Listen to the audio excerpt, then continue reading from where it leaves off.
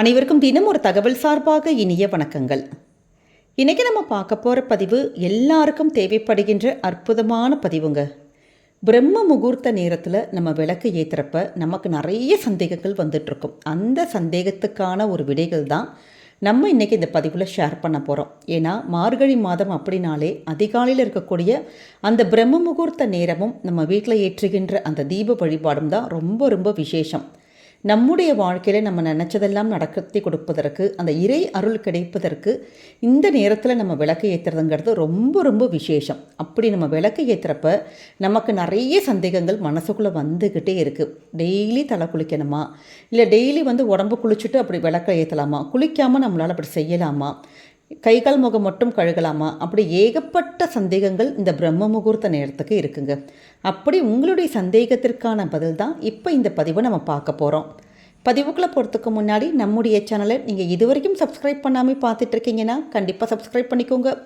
அப்போ தான் எங்களுடைய எல்லா நல்ல நல்ல பதிவுகளுமே உடனுக்குடனே வரும். இப்போ பதிவை தெரிஞ்சுக்கலாம். மார்கழி மாதத்தில் இந்த பிரம்ம முகூர்த்த நேரத்தில் நம்ம எழுந்திரிச்சு வழிபட்டோன்னா நம்ம மனசில் என்ன வேண்டுதல்கள் எதுவாக இருந்தாலும் அது உடனுக்குடனே நிறைவேறுங்கிறது தான் ஒரு தெய்வ வாக்காகவே இருந்து வருது. இந்த பிரம்ம முகூர்த்த நேரங்கிறது நமக்கு அதிகாலையில் வரக்கூடிய அந்த 3 மணிலேருந்து அதிகமாக 5:30 5:45 மணி வரைக்கும் இந்த ஒரு நேரத்தில் பிரபஞ்சத்துடைய சக்தியானது ரொம்ப அதீதமாக இருக்கும். நம்முடைய சேனலே இந்த அதிகாலை நேரம், அதாவது பிரம்ம முகூர்த்த நேரத்தில் ஏற்றுகின்ற அந்த விளக்கு பற்றி, நமக்கு இப்போ வேண்டுதல்கள் நடப்பதற்கான அந்த தீபங்கள் நம்ம எப்படி ஏற்றணும், அந்த முறைகள் பற்றி ஏற்கனவே ஒரு வீடியோ கொடுத்துருக்கோம். இதுவரைக்கும் பார்க்காத சகோதர சகோதரிகள் கண்டிப்பாக அந்த பதிவு போய் பாருங்கள். ஏன்னா இந்த மாதத்தில் நமக்கு அந்த தீப வழிபாடுங்கிறது ரொம்ப ரொம்ப முக்கியங்க. அப்படி நம்ம தீபங்கள் ஏற்றுறப்ப நிறைய பேருக்கு சந்தேகங்கள் இருக்கும். முதல்ல என்னன்னு கேட்டிங்கன்னா, முதல்ல வாசப்படியில் ஏற்றிட்டு தான் பூஜை அறையில் ஏற்றணுமா அப்படிங்கிற ஒரு சந்தேகம். கண்டிப்பாக நம்ம காலையில் ஏந்திரிச்சு வாசல் தெளித்து கோலம் போட்ட உடனே நம்ம வீட்டில் வெளியில் நிலவாசலை ஏற்றினதுக்கப்புறம் தான் நம்முடைய வீட்டுக்குள்ளே நம்முடைய பூஜை அறையில் தீபங்கள் ஏற்றணும். அதே மாதிரி அடுத்ததாக இப்போ டெய்லி எங்களால் தலைக்கு குளிக்க முடியலமா, இல்லாட்டி டெய்லி எங்களால் உடம்பு குளிக்க முடியல அப்படிங்கிறவங்க என்ன செய்யலாம் அப்படின்னு ஒரு சகோதரி கூட கேட்டிருந்தாங்க. அதாவது நம்ம டெய்லி காலையில் இப்படி தலைக்கெல்லாம் தண்ணி ஊற்றணும்னு அவசியம் இல்லைங்க. ஏன்னா இப்போ ரொம்ப குளிர்காலம், நிறைய பேருக்கு சைனஸ் அது மாதிரி ப்ராப்ளம்லாம் இருக்கும் பார்த்தீங்களா. அப்படிப்பட்டவங்க நீங்கள் கைகால் முகம் கழுகி நம்ம ப்ரஷ்லாம் பண்ணதுக்கப்புறமேட்டு நீங்கள் இது மாதிரி பூஜையில் தீபங்கள் ஏற்றலாம். ஆனால் பெண்களுக்கு இப்போ பீரியட்ஸாக இருக்குது, அது மாதிரி காலகட்டத்தில் நிச்சயமாக நம்ம அந்த தீபங்களை ஏற்றுறதுங்கிறது தவிர்ப்பதுங்கிறது நல்லது. அதே மாதிரி இப்போ நம்முடைய பெண் குழந்தைகளே இருக்காங்க, நம்ம வீட்டிலலாம் இப்போ ஒன்றா படுத்திருக்கோம். அப்படியே இருக்கிறப்பையும் நீங்கள் குளிச்சுட்டு பூஜை அறைக்கு போய் நம்ம தீபங்கள் ஏற்றுறது தாங்க நல்லது. அதே மாதிரி நமக்கு இந்த தீபத்தை ஆண்கள் ஏற்றலாமா அப்படிங்கிற சந்தேகங்கள் இருக்கும். தாராளமாக பிரம்ம முகூர்த்த நேரத்தில் யார் வேணாலுமே நம்ம தீபங்கள் ஏற்றலாம். அதே நேரம் இப்போ நீங்கள் ஒரு ஆஃபீஸ் வச்சு நடத்திட்டுருக்கீங்க, ஒரு சொந்த தொழில் ஒரு கம்பெனி மாதிரி வச்சுருக்கீங்கன்னா அந்த இடத்துல கூட போயிட்டு ஆண்கள் நீங்கள் அதிகாலை நேரத்தில் நம்ம தீபங்கள் ஏற்றி வழிபட்டீங்கன்னா அந்த செய்கின்ற தொழிலானது நல்ல ஒரு சுபிக்ஷம் அடையும். அதே மாதிரி இப்போ முந்தின நாள் ராத்திரியில் அசைவ உணவுகள் சாப்பிட்ருக்கோம், அப்படி ஆனால் சுத்தமாக தான் இருக்கும். ஆனால் அடுத்த நாள் நாங்கள் காலையில் இது மாதிரி கைகால் முகம் மட்டும் கழுகிட்டு நாங்கள் விளக்கு ஏற்றலாமானா கண்டிப்பாக அது பண்ணக்கூடாதுங்க. அடுத்த நாள் நீங்கள் குளித்ததுக்கு அப்புறமேட்டு தான், உடம்பு இல்லாட்டி தலைக்கு குளித்ததுக்கு அப்புறம் தான் பூஜை அறையில் தீபங்கள் ஏற்றணும். அதே மாதிரி குடும்ப உறவில் ஈடுபட்டிருக்கவங்க நிச்சயமாக அந்த நடுத்தர வயது உள்ளவங்க நம்ம குளித்ததுக்கு அப்புறம் தான் பூஜை அறையில் தீபம் ஏற்றணும். இந்த ஒரு விஷயத்தையும் நீங்கள் நோட் பண்ணிக்கோங்க.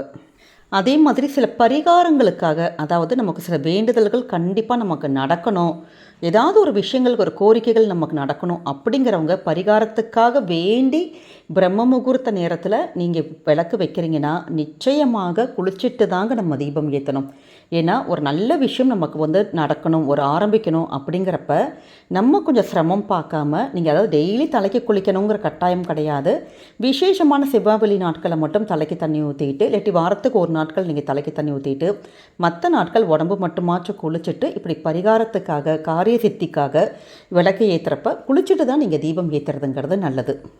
அதே மாதிரி இப்படி காலையில் நாங்கள் ஏந்திரிச்சிட்டோம், விளக்கும் வச்சுட்டோம், அதுக்கப்புறமேட்டு எங்களுக்கு ரொம்ப தூக்கம் வருது, போய் தூங்கிக்கலாமா அப்படின்னு கேட்டிங்கன்னா இது மேக்ஸிமம் அவாய்ட் பண்ணுறதாங்க நல்லது. ரொம்ப உடம்பு சரியில்லை, ரொம்ப ஜுரமாக இருக்குது, இல்லை ரொம்ப டயர்டாக இருக்குது, நாங்கள் வயசானவங்க அப்படின்னா அதற்கு எந்தவித ஒரு விதிவிலக்கும் கிடையாது.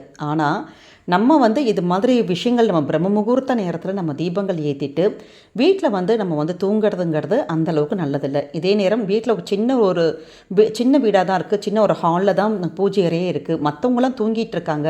இப்படி மற்றவங்க தூங்குகிற நேரத்தில் நாங்கள் விளக்கு ஏற்றலாமானா தாராளமாக அந்த பூஜை அறையில் அடுத்தவங்களை வந்து நம்ம தொல்லை பண்ணாமல் நீங்கள் வந்து தீபங்கள் ஏற்றலாம். இதில் எந்தவித தோஷங்கள் தவறுகள் எதுவுமே கிடையாது.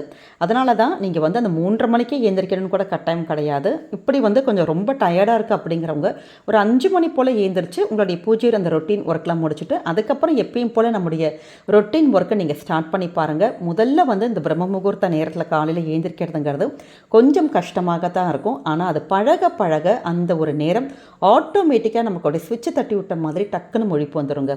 இது மாதிரி அதிகாலையில் எழுந்திரிச்சு நீங்கள் ஒரு விளக்கு மட்டும் ஏற்றி வச்சுட்டு உங்கள் ரொட்டீன் லைஃப் நீங்கள் செய்ய ஆரம்பிச்சுப்பாங்க. அன்னைக்கு நாள் ஃபுல்லாக நமக்கு நல்லா சுறுசுறுப்பாக நல்லா ஆக்டிவாக நமக்கு வந்து ஒரு இனம் புரியாத ஒரு புத்துணர்ச்சி, ஒரு தெளிவு, இது எல்லாமே கிடைக்கும்.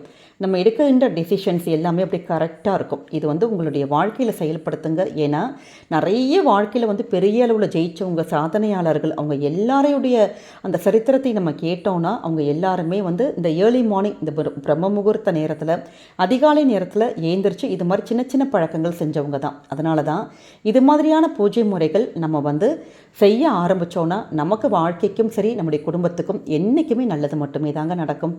இந்த பதிவானது கண்டிப்பாக உங்கள் எல்லாருக்குமே பிடிச்சிருக்கும்னு நினைக்கிறோம். பிடிச்சிருந்தால் மறக்காமல் ஃப்ரெண்ட்ஸ் அண்ட் ஃபேமிலி மெம்பர்ஸ்க்கு ஷேர் பண்ணுங்கள், அவங்களும் இதை பார்த்து பயன்பெறட்டும். நம்முடைய சேனலை நீங்கள் இப்போ வரைக்கும் சப்ஸ்கிரைப் பண்ணாமல் பார்த்துட்ருக்கீங்கன்னா கண்டிப்பாக சப்ஸ்கிரைப் பண்ணி உங்களுடைய ஆதரவுகள், சப்போர்ட்டுகள் என்றைக்குமே எங்களுக்கு கொடுக்கணும். மீண்டும் வேறு நல்ல பதிவோடு உங்களை சந்திக்கிறோம். நன்றி, வணக்கம்.